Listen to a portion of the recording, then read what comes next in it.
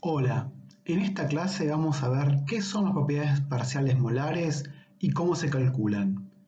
Pero antes de pasar a estas propiedades parciales molares, haremos una revisión de algunos conceptos básicos que ya han visto en termodinámica. El primer concepto es el de energía interna del sistema, que es una medida de todas las formas de energía que tiene un sistema asociado con su masa. No existe un valor absoluto para esta energía interna, lo que se puede calcular son los cambios que ocurren, que llamaremos delta U. Como ya han visto, todo cambio de energía interna es igual a la diferencia entre el calor absorbido Q por el sistema y el trabajo W realizado por el sistema sobre el entorno. La expresión diferencial de la energía interna es diferencial U igual a delta Q menos delta W. Esto es así porque el cambio de energía interna es algo que depende solo de los estados inicial y final, mientras que delta Q y delta W dependen del camino que se realiza para llevar al sistema del estado inicial al final. Ahora bien, si solo consideramos que hay trabajo de expansión reversible realizado por el sistema, llegamos a la siguiente expresión diferencial. Un cambio diferencial de energía interna de un sistema es igual al producto de su temperatura por su cambio diferencial en la entropía, menos el producto entre su presión y el cambio diferencial en el volumen de este sistema. Además de la energía interna, otras propiedades termodinámicas importantes son la entalpía, que resulta de sumar a la energía interna el producto de presión por volumen. Reemplazando la ecuación diferencial se obtiene la expresión diferencial de H de un sistema es igual al producto de su temperatura por su cambio diferencial en la entropía, más el producto entre su volumen y el cambio diferencial en la presión. Otra es la energía libre de Helmholtz, que resulta de restar a la energía interna el producto de temperatura por entropía. Reemplazando la ecuación diferencial, se obtiene la expresión diferencial de F de un sistema es igual a menos el producto de la entropía por el cambio diferencial en la temperatura, menos el producto entre su presión y el cambio diferencial en el volumen. Por último, tenemos la energía libre de Gibbs, que resulta de restar a la entalpía el producto de temperatura por entropía. Reemplazando la ecuación diferencial, se obtiene que diferencial de G de un sistema es igual a menos el producto de la entropía por el cambio diferencial en la temperatura, más el producto entre su volumen y el cambio diferencial en la presión. Los cambios en las propiedades termodinámicas mencionadas anteriormente están asociados a los cambios de volumen, presión, temperatura y entropía del sistema. Pero al definirlas como una función de variables del sistema, estas propiedades también deben ser función de la composición química del mismo, es decir, del número m de componentes distintos, 1, 2 hasta m, y del número n de moles de cada uno de estos componentes, que definimos como n sub i. Teniendo esto en cuenta, podemos entonces ampliar la definición vista de las propiedades termodinámicas de forma tal de incluir el efecto del cambio en cada uno de estos componentes n sub i en las propiedades termodinámicas.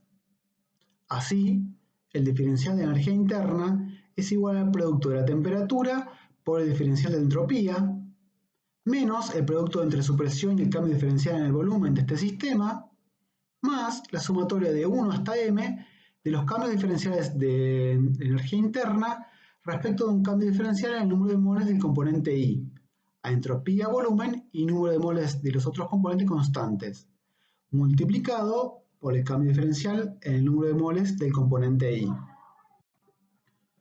Esto mismo puede plantearse para la entalpía, aunque en este caso los cambios diferenciales en H respecto de un cambio diferencial en N sub I son a entropía, presión y el número de moles de los otros componentes constantes. También respecto de la energía libre de Helmholtz, siendo los cambios diferenciales en F respecto de diferencial N sub I a temperatura, volumen y número de los otros componentes constantes. Por último, al considerar los cambios de energía libre de Gibbs, hay que recordar que los cambios diferenciales en G respecto de N sub I son a temperatura, presión y N sub J distinto de N sub I constantes. Finalmente, podemos mencionar que de estas propiedades termodinámicas, las que nos van a interesar especialmente en este curso son la entalpía, que está relacionada con el calor intercambiado por un sistema y es por lo tanto fácil de medir, y especialmente la energía libre de Gibbs, ya que define cuándo un sistema está en equilibrio y también su composición y las fases presentes a una dada presión y temperatura, que son variables fáciles de controlar. Ahora pasemos al objetivo de esta clase, que es definir las propiedades parciales molares y ver cómo se calculan de forma analítica. En la siguiente clase veremos cómo pueden calcularse de forma gráfica. Ya hemos visto que las propiedades extensivas son directamente proporcionales a la masa del sistema. También vimos que del cociente de dos propiedades extensivas se obtiene una propiedad intensiva. Definimos a Z como una propiedad extensiva cualquiera del sistema, como por ejemplo el volumen o la energía libre de Gibbs. Entonces, se denomina propiedad molar Z al cociente entre esta propiedad extensiva Z y el número de moles N del sistema. A lo largo del curso usaremos un símbolo con una barra horizontal superior para indicar que una propiedad está definida en base molar, o sea que es una propiedad intensiva. Si el sistema está formado por una única sustancia, por ejemplo agua pura, se emplea entonces el símbolo de grado para indicar que es la propiedad molar de esa sustancia en estado puro, a una dada presión y temperatura. Supongamos ahora que nuestro sistema está compuesto por m componentes distintos, como por ejemplo agua, amoníaco, etanol, etc. En este caso, la propiedad extensiva Z puede igualarse a la sumatoria del producto entre el número de moles y la propiedad molar Z de cada uno de los m componentes en esta mezcla. La propiedad molar Z del componente I en la mezcla se define entonces como propiedad parcial molar de I, y es una propiedad intensiva de dicho componente en esa mezcla en particular. Z es entonces igual al número de moles del componente 1 por la propiedad parcial molar Z del componente 1, más el número de moles del componente 2 por la propiedad parcial molar Z de 2, y así hasta el componente M. Como se dijo anteriormente, la propiedad Z puede ser cualquier propiedad termodinámica extensiva del sistema, como por ejemplo volumen, energía interna o energía libre de Gibbs.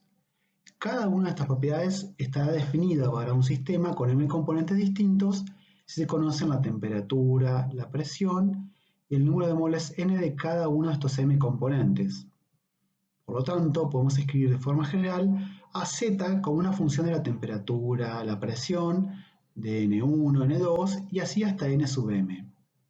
¿Por qué elegimos temperatura y presión y no otras variables como por ejemplo volumen o entropía? Porque como vimos, la temperatura y la presión son propiedades intensivas y por lo tanto independientes de la masa del sistema.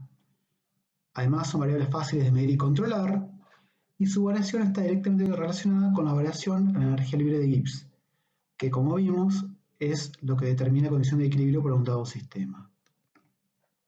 La expresión diferencial de esta función de z en derivadas parciales es la siguiente.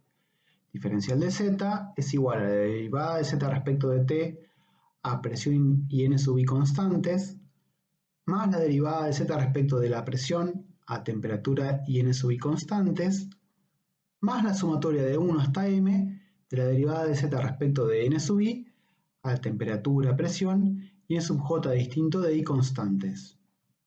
Si consideramos ahora un sistema donde la temperatura y la presión son constantes, entonces el diferencial de z es igual a la sumatoria de 1 hasta m de la derivada de z respecto de n sub i a t, p y nj distinto de i constantes. Como z es una propiedad termodinámica extensiva, es entonces homogénea respecto a n, el número de moles del sistema, por lo que le podemos aplicar el teorema de Euler, que dice lo siguiente. Sumatoria de 1 a m de las derivadas parciales de la función f respecto de xy multiplicado por xy es igual al orden n de la función f multiplicado por esta función f. Al ser z una propiedad extensiva, entonces su orden n es 1 respecto a la variable n minúscula. Por lo tanto, la expresión de z, a partir de la definición vista en la ecuación 3 de la transparencia anterior, queda así. La sumatoria de 1 a m de las derivadas parciales de la función f respecto de n sub i multiplicado por n sub i es igual a la función f, que a su vez es igual a z, e igual a la sumatoria de 1 a m de los moles del componente i por la propiedad parcial molar z sub i. Puede apreciarse entonces que si removemos la sumatoria de n sub i de los términos de la izquierda y de la derecha de la ecuación 8, llegamos a la definición de propiedad parcial molar del componente i. Z sub i es igual a la derivada de z respecto de n sub i a temperatura, presión y número de moles de los demás componentes constantes. Analicemos la dependencia de la propiedad extensiva z con el número de moles del componente 1, manteniendo constantes las demás variables, temperatura, presión y n sub i distinto de 1. Esta dependencia puede ser, de forma general, como la que se muestra en la siguiente figura. Z en realidad puede tener cualquier tipo de dependencia con N1, pero al ser una propiedad extensiva, es directamente proporcional a la masa del sistema, por lo que lo más común es que aumente al incrementarse N1, si bien hay excepciones. Lo que vemos es que al pasar N1 de un valor N1A a un valor N1B, la propiedad extensiva Z cambia de un valor ZA a otro ZB. Consideremos entonces la definición de propiedad parcial molar para el componente 1 de una mezcla. La propiedad parcial molar Z1 es igual al cociente entre un cambio diferencial en el valor de Z y un cambio diferencial en el valor de N1, manteniendo constante la temperatura, la presión y el número de moles de los otros componentes. Suponemos que tenemos la función de Z respecto de N1 y sabemos que tiene un valor de ZA cuando N1 vale N1A y un valor de ZB cuando N1 vale N1B. Entonces, la propiedad parcial molar Z1 se calcula como el cociente de las diferencias ZB menos ZA y N1B menos N1A. No, esta forma de calcular la propiedad molar Z1 es incorrecta. Solo sería válida si Z se incrementaría de forma lineal con N1, lo que sería un sistema ideal, en donde la propiedad parcial molar Z1 sería igual a la propiedad molar del componente 1 puro para cualquier valor de N1. También puede considerarse válida para el caso en que N1B tiende a N1A, o sea, el límite de N1B menos N1A tiende a 0, que sería justamente la expresión para el diferencial representado en la ecuación 9. Entonces, ¿cómo podemos calcular la propiedad parcial molar del componente 1? A partir de la definición de propiedad parcial molar Z1 que obtuvimos en la ecuación 9, que dice que la propiedad parcial molar Z1 es igual a la derivada de Z respecto de N1 a temperatura, presión y N sub i distinto de 1 constantes. Entonces, vemos que Z1 es en realidad la pendiente de la recta tangente de la función Z para un dado valor de N1. Así, para N1A el valor de Z1 tiene un valor distinto que para N1B. En el caso particular de esta figura, puede apreciarse que el valor de la propiedad parcial molar Z1 en N1A es mayor que para N1B. Por otro lado, si tenemos la expresión analítica de Z en función de la temperatura, la presión y N sub i, entonces podemos simplemente derivar a esta función respecto de N1 y reemplazar por los valores de temperatura, presión y N sub i del sistema para conocer la propiedad parcial molar del componente 1 en este sistema. Ahora buscaremos obtener una expresión para las propiedades parciales molares ZI que sea independiente de la propiedad extensiva Z, que depende de la masa del sistema, para llegar a una expresión de ZI que sea función de la propiedad molar Z. Esto presenta la gran ventaja de poder comparar y/o extrapolar las propiedades parciales molares para sistemas que tienen una misma temperatura, presión y composición química, pero masas muy diferentes. Por ejemplo, un experimento en escala de laboratorio o en una planta química. Para esto, empecemos recordando la ecuación 3 de la transparencia 4, que dice que la propiedad Z es igual a la sumatoria de 1m del producto del número de moles del componente I por la propiedad parcial molar del componente I. A continuación, dividimos esta ecuación por el número total de moles del sistema N, que es igual a la sumatoria de 1m de los N sub i. El cociente entre Z y N da como resultado la propiedad molar Z, mientras el cociente entre los N sub i y N es la fracción molar X del componente I, que llamaremos X sub i. Llegamos entonces que la propiedad molar Z es igual a la sumatoria de 1 hasta M del producto de X sub i por Z sub i. Entonces, reafirmando lo que dijimos anteriormente, al ser una propiedad extensiva, z puede variar en un rango prácticamente infinito de valores. Lo mismo ocurre para los valores de n sub i, que también son propiedades extensivas. En cambio, al ser la propiedad molar z una propiedad intensiva, su rango de variación es mucho más acotado. A su vez, los valores de xy solo pueden variar entre 0 y 1. Esto hace más simple la representación gráfica de las propiedades termodinámicas en función de la composición del sistema, siendo esta representación válida para sistemas de masa muy diferente. Ahora buscaremos relacionar las propiedades parciales molares con la propiedad molar para un sistema binario. Para esto partimos de la ecuación 3, que relaciona la propiedad extensiva z con las propiedades parciales molares z1 y z2 y con la propiedad molar z. Derivando la expresión anterior respecto de n1 a t, p y n2 constantes, llegamos a que z1 es igual a la propiedad molar z más n1 más n2 multiplicados por la derivada de la propiedad molar z respecto de n1. Llegamos a una expresión en la que seguimos dependiendo de n1, que es una propiedad extensiva, por lo que buscaremos reemplazar n1 por x1 o x2. Sabemos que x1 está definida como n1 sobre n1 más n2. La derivada de x1 respecto de n1 es entonces n2 sobre n1 más n2 al cuadrado, o lo que es lo mismo, x2 sobre n1 más n2. De forma similar puede trabajarse sobre x2, que es igual al cociente entre n2 y la suma de n1 más n2. La derivada de x2 respecto de n1 es menos x2 sobre n1 más n2. Podemos concluir algo que en principio resulta evidente. En un sistema bicomponente, la derivada de x1 respecto de n1 es igual a menos la derivada de x2 respecto de n1. Ahora volvamos a la ecuación 11, la expresión de la propiedad parcial molar z1 en función de la propiedad molar z y de n1. A la derivada de z respecto de n1 la multiplicamos y dividimos por diferencial de x1. A continuación, reemplazamos la derivada de x1 respecto de n1 por x2 dividido n1 más n2. Se cancelan entonces los términos n1 y n2 y llegamos a la ecuación 18, que relaciona la propiedad parcial molar z1 con la propiedad molar z y la fracción molar x1 o x2, según sea más conveniente, recordando que para un sistema binario, diferencial de x1 es igual a menos diferencial de x2.